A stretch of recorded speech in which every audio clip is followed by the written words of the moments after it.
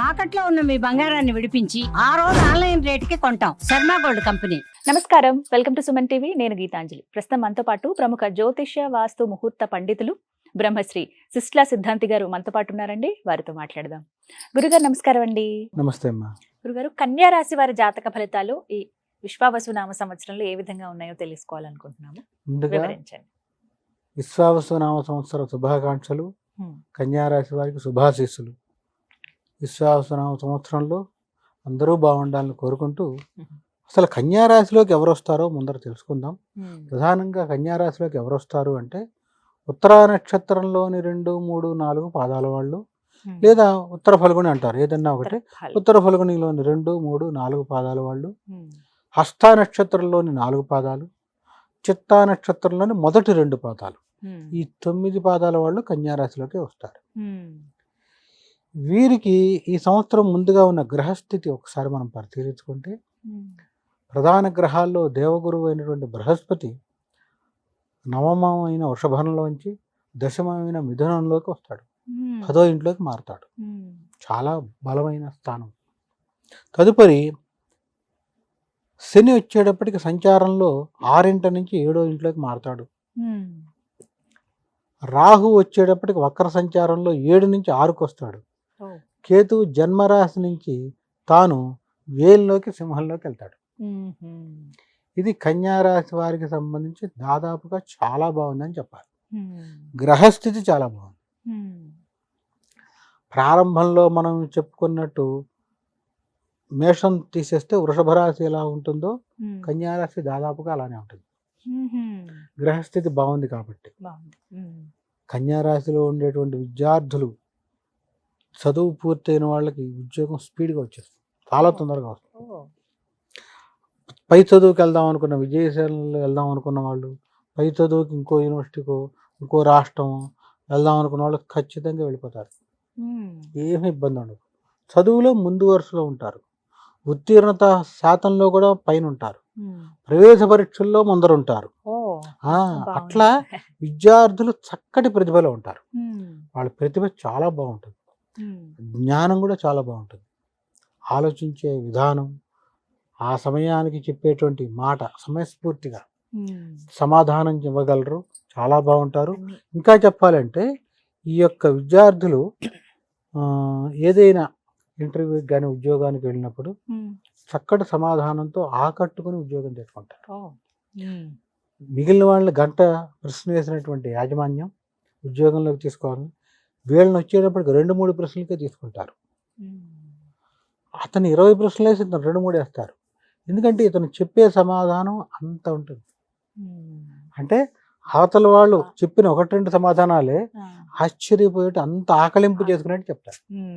ఆ రీత్యా మంచి విద్యార్థుల మటుకు ఖచ్చితంగా ముందు వరుసలో ఉంటారు, అలాంటి సందేహం లేదు.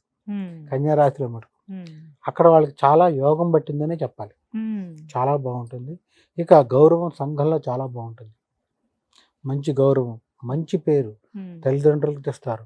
మంచి గౌరవం వీళ్ళు సంపాదించుకుంటారు. అవివాహితులకు వివాహం అవుతుంది. ఇల్లు కొందాం అనుకున్న వాళ్ళు ఇల్లు కొనుక్కుంటారు.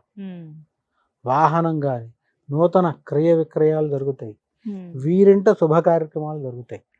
కన్యారాశిలో వాళ్ళు ఉన్నారు, పిల్లలు ఉన్నారు అనుకోండి, వారింటి వారికి పెళ్ళిళ్ళు అవ్వటం, శుభ కార్యక్రమాలు జరుగుతాయి. మంగళకరమైన కార్యక్రమాలు జరుగుతాయి.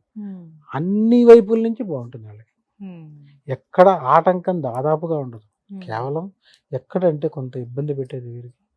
మనం చెప్పాలంటే ఈ డిస్క్ దగ్గర నుంచి ఇక్కడ వరకు కొంత ఒత్తిడి ఉంటుంది స్పైన్ మీద. అదొక్కటే వీళ్ళ కొంచెం ఇబ్బంది పెడుతుంది. అది జాగ్రత్త తీసుకుంటే ఎలాంటి ఇబ్బంది ఉండదు. అంటే వీరికి పని ఒత్తిడి ద్వారా మెడ నరం, అంటే బటర్ఫ్లై అంటాం, బటర్ఫ్లై షేప్లో ఈ షోల్డర్ మీద ఇట్లా వస్తుంది. ఈ షోల్డర్ పెయిన్ కానీ ఈ వెన్నుపూస మీద, స్పైన్ మీద కొంచెం ముదిరితే మటుకు వారి వ్యక్తిగత జాతకంలో రాహు రోగస్థానంలో ఉంటే డిస్క్ సంబంధించిన సర్జరీ కూడా అవుతుంది. అదొక్కటే వీళ్ళని ఇబ్బంది పెట్టేది, మిగిలిన ఏం లేవు. అది ఎప్పుడు వస్తుంది, అందరికీ రాదుగా. అందుకనే బర్త్ చార్ట్ అనేది మాట చెప్తూ ఉంటాను నేను. వారి యొక్క వ్యక్తిగత జాతకంలో రాహు రోగస్థానంలో పడిపోతే అప్పుడు మాత్రం కన్యా రాశిలో ఉండేటువంటి వాళ్ళు డిస్క్ సంబంధించిన ప్రాబ్లం, డిస్క్ అరిగిపోయి సర్జరీ చేయడం, లేదా డిస్క్ సంబంధించి పక్కకి జరిగిందనో ఇప్పుడు ఈ మాటలని చెప్తారు కదా, ఇలా వచ్చి వాళ్ళు ఇబ్బంది పడతారు. అది తప్ప ఇతరత్ర ఎలాంటి ఇబ్బంది లేదు, చాలా బాగుంటుంది. ప్రధానంగా ఇక్కడ మనం విద్యార్థులు అయిపోయారు, వ్యాపారంలో ఉండేవాళ్ళు, రాజకీయం కాదు కానీ మరి ఉద్యోగస్తులు కానీ, ఉద్యోగస్తులకు వచ్చేటప్పటికి పదోన్నతి, మంచి గౌరవం లభిస్తుంది. ఉద్యోగస్తులకి దాదాపుగా వారి మాట చెల్లుబాటు అయ్యేటే ఉంటుంది, గుర్తింపు ఉంటుంది. కష్టపడతాడు ఉద్యోగి, ఇతని ద్వారానే నడుస్తుందని చెప్తాడు బహిరంగంగా. ఆ యాజమాన్య స్థాయిలో ఉండేవాళ్ళు కూడా ఇతను చాలా అవసరం నాకు, ఇతను లేకపోతే కష్టం అని పైన కూడా ఫైట్ చేస్తాడు, గుర్తింపు వస్తారు. ఇతనికి ఇక్కడి నుంచి కాకుండా బయట నుంచి కూడా గుర్తింపు వస్తుంది. ఆ రకంగా ఉద్యోగస్తులు చక్కటి గుర్తింపును పొందుతారు. సంఘంలో గౌరవం, కీర్తి లభిస్తుంది. పూర్తిగా గౌరవం, మర్యాద దక్కుతాయి. ఇది కాకుండా వ్యాపారంలో ఉండేవాళ్ళు కూడా చక్కగా వ్యాపారాన్ని ఆకర్షింపజేస్తారు. జనం ఇప్పుడు అన్ని షాపులకి వెళ్ళరు, 2 షట్టర్లు పక్క పక్కన ఉంటే ఒక షాపుకి వెళ్తారు అందరూ. అంటే ఆ వ్యాపారంలో కూడా ప్రజల్ని ఆకర్షింపజేయగలుగుతారు. ఆ రకంగా వ్యాపారంలో అప్పటి వరకు స్లోగా ఉన్న వ్యాపారం చాలా వేగాన్ని పుంజుకుంటుంది. వ్యాపార పరంగా జనాన్ని ఆకలింపు చేసుకుంటారు. ఇది వ్యాపారంలో. వృత్తి, వ్యవసాయ రంగం, ఏ రంగంలో ఉన్న వారికైనా ఈ కన్యా రాశిలో వారికి దాదాపుగా బాగుంటుంది. ఎక్కడ దాదాపుగా ఎవరికి ఎలాంటి ఇబ్బందులు ఉండవు. కేవలం ఇందాక నేను చెప్పినటువంటి అదొక్క సమస్య తప్ప వెన్నుపూసకు సంబంధించి కానీ అది అందరికీ రాదు. వారి వ్యక్తిగత జాతకంలో రాహు దోష స్థానంలో ఉంటే మాత్రమే, లేని పక్షంలో ఎలాంటి ఇబ్బంది లేదు. ఇక అలా ఉన్నప్పుడు ఖచ్చితంగా సంస్కారం అవసరం. రాహు అక్కడ కూడా పాడైపోతాయి. ఏది ఏమైనా కన్యా రాశి వారికి ఈ సంవత్సరం కూడా బాగుందని చెప్పాలి. గత సంవత్సరం లాగా ఈ సంవత్సరం కూడా బాగుంది, చాలా బాగుంది, ఏమి ఇబ్బంది లేదు.